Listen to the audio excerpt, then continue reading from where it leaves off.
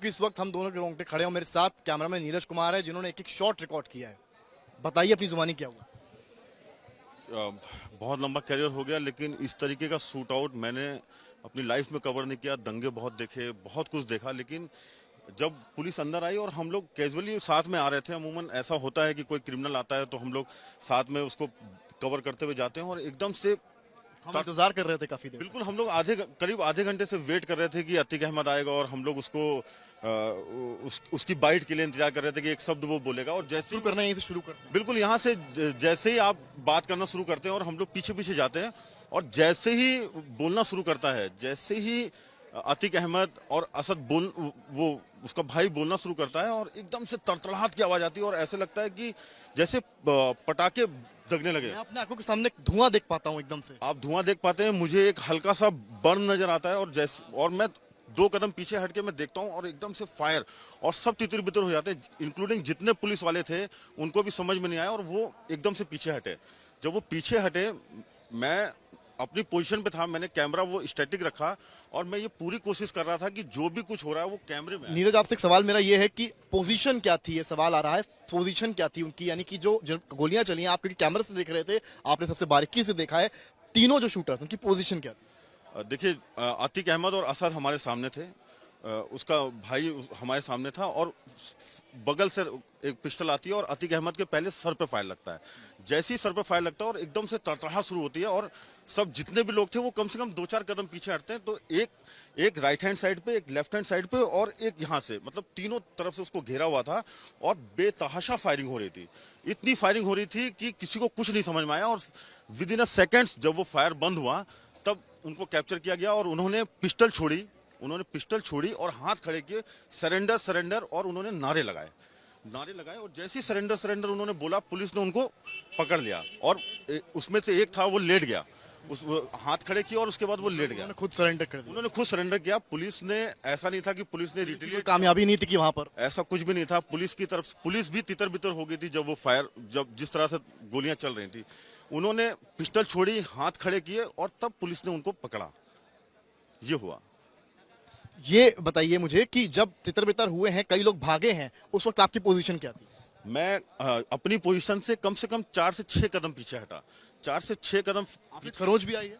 मेरे को एक फायर बर्न थोड़ा सा हुआ है। खरोच मेरे कैमरामैन को भी आई है, क्योंकि कैमरा पकड़े थे, उनका ध्यान इस पर था कि वो आज तक के लिए एक बेस्ट फ्रेम तैयार कर सकें, क्या विजुअल कैप्चर कर सकें। अपनी बात जारी रखिए। जब मैं 4-6 कदम पीछे हटा, और वो तीनों लोग मेरे फ्रेम में नजर आने लगे जो फायर कर रहे थे, मैंने अपनी जगह को होल्ड किया, और वहीं से मैंने पूरा जो मुझे लगता था कि जो बेस्ट हो सकता है अपने आप को, और उसको सेव करते हुए मैंने वहां से वो फ्रेम बनाया, और वो मुझे लगता है कि आपके जरिए आज तक पहली तस्वीर दिखा पाया जिस वक्त ये शूट आउट हुआ है। हम ही इकलौते चैनल थे जिन्होंने लाइव वहां पर।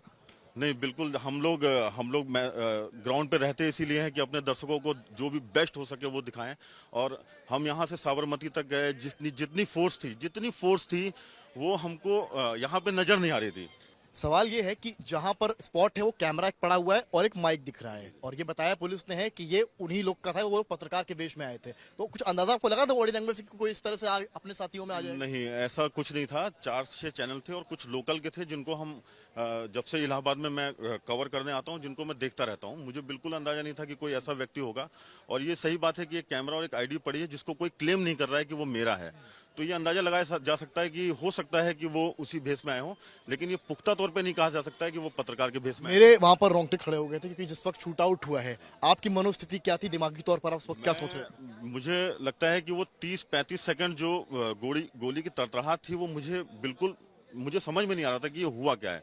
लेकिन जब मैं 4-6 कदम हटा, और एकदम से मुझे 3-4 लोग फायरिंग करते हुए नजर आए, मुझे लगा कि ये ऐसा हो गया है। और अगले ही पल उसका अतीक और उनका भाई जमीन पे पड़े हुए थे, और बाकी लोग जो हैं वो हाथ ऊपर करके सरेंडर करने की मुद्रा में थे। सरेंडर सरेंडर उन्होंने चिल्लाया, और उसमें 2 को खड़े पे पकड़ा गया है, और एक अपने आप जमीन पे लेट गया है। पुलिस का हाव भाव उस वक्त क्या था? सवाल।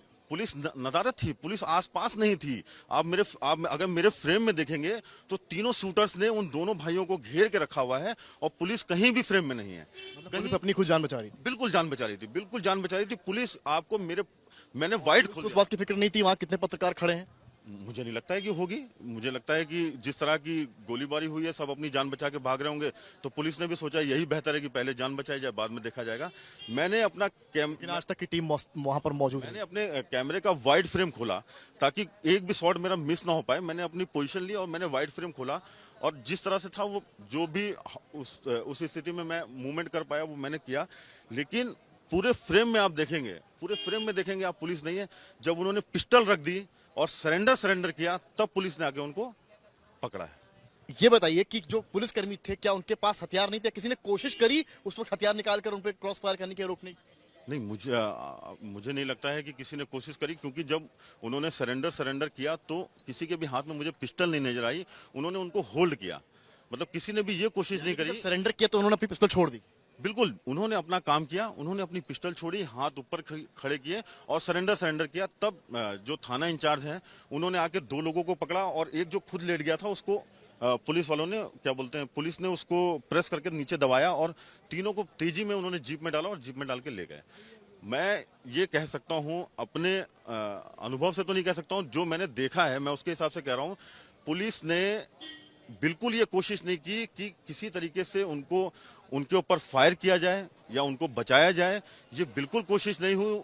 जो आए थे उन्होंने अपना काम किया, उन्होंने अपना काम करने के बाद हाथ खड़े किए, एंड देन पुलिस ने। बड़ी बात है, आप समझ सकते हैं शम्स की कोशिश नहीं हुई। जो आए थे अटैकर्स, जो शूटर्स थे, उन्होंने अपना काम किया और बंदूक रख दी नीचे, यानी कि पिस्टल नीचे रख दी और सरेंडर करने लगे, जो हमने अपनी आंखों से देखा, नीरज कुमार ने अपने कैमरे में कैद किया।